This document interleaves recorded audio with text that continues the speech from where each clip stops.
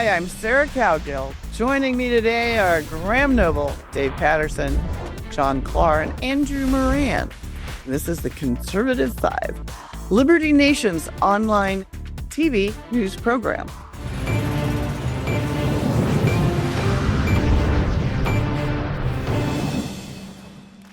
It's that moment you've all been waiting for. C5 presents a segment we call Just for Fun.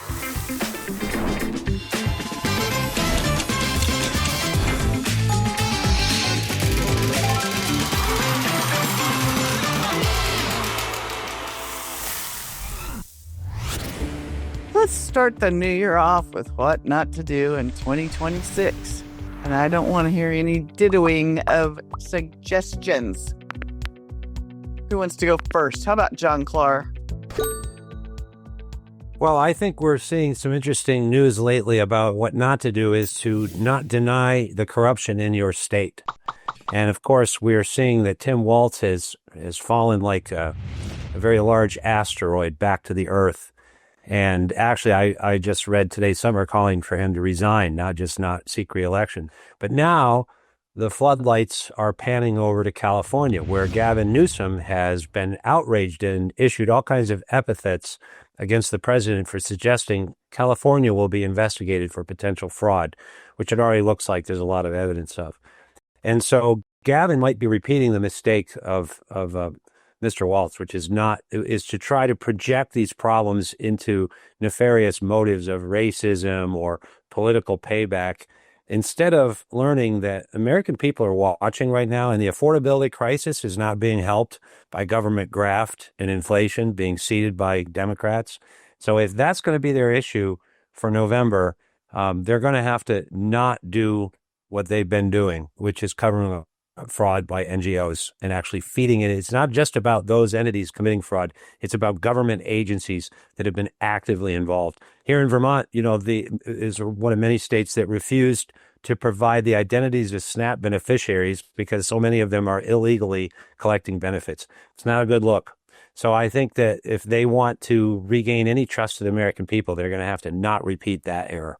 And it might be a little late because that okay, what not to do? You got the pretty boy versus the walleye.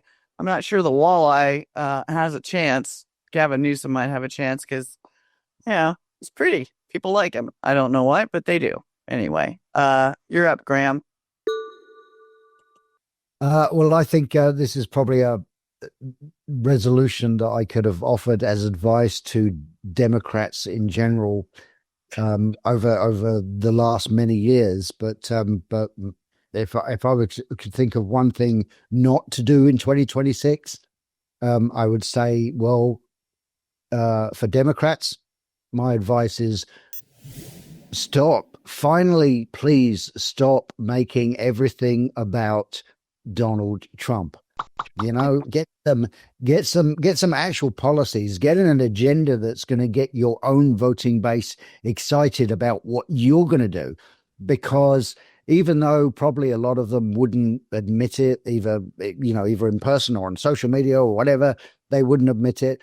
I surely believe that by now a lot of Democrat voters are just kind of rather tired of everything being about Trump. From the moment they get up in the morning to the moment they go to bed, every single thing that happens gets somehow twisted around so that it can be connected to Trump in a negative way.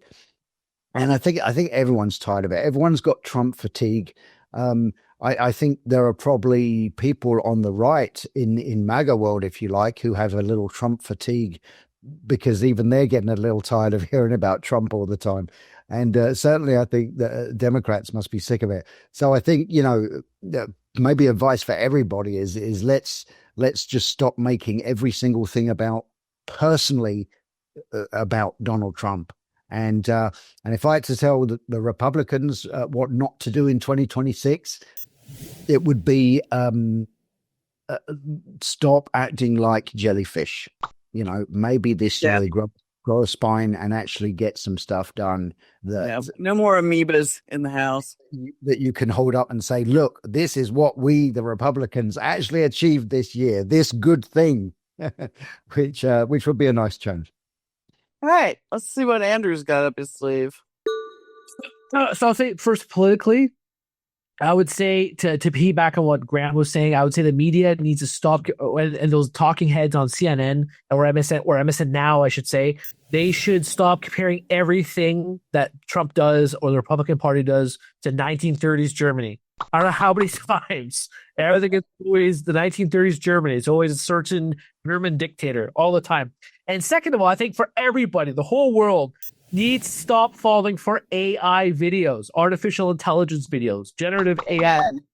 I'll give you an example. There's a new video circulating on X, and it's about this lovely woman who says what the role of women truly are. And it was shared by the great Dinesh D'Souza, and the comments were saying, oh, how right she is, and oh, this woman's so lovely. But it was an AI video. So people need to stop falling for this. I mean, I guess because I'm chronically online, I can determine what's generally AI. But but people who are not online as much as we are, or at least in my case, I am, you can't do it. So I guess people have to study more to determine how you detect AI.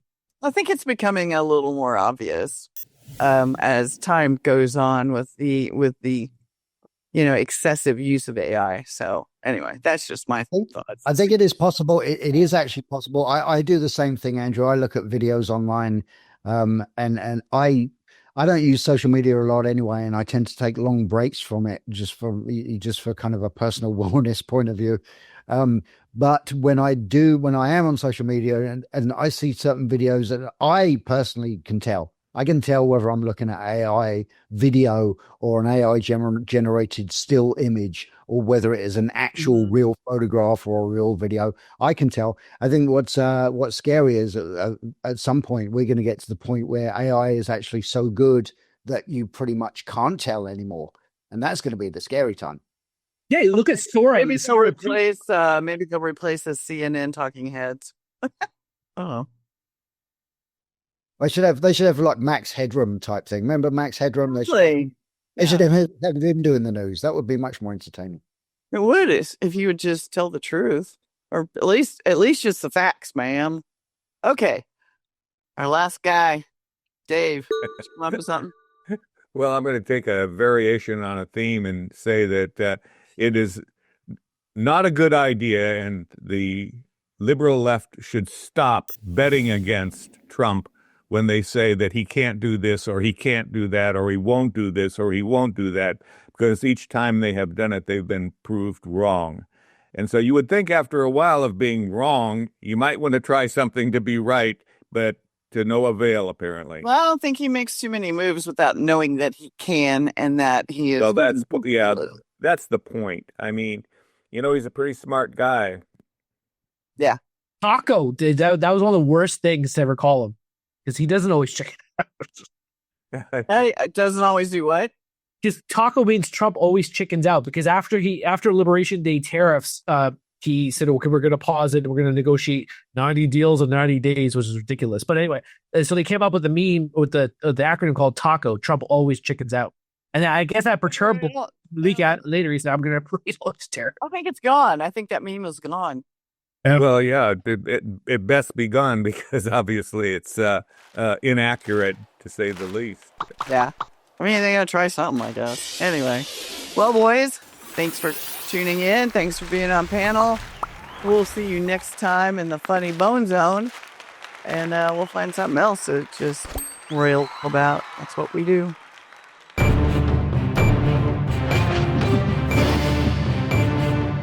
That's it for our Conservative 5 panel today. Check out our other C5 shows and segments on your favorite video platform. YouTube, Vimeo, Rumble, on them all. As well, Liberty Nation News has its own Roku channel where you can see all of our TV productions. Stop by and see our new aggregate polling operation, The Public Square. I'm your host, Sarah Cowgill. Thanks for joining us today, and get your fix of free thinking and free speech at libertynation.com.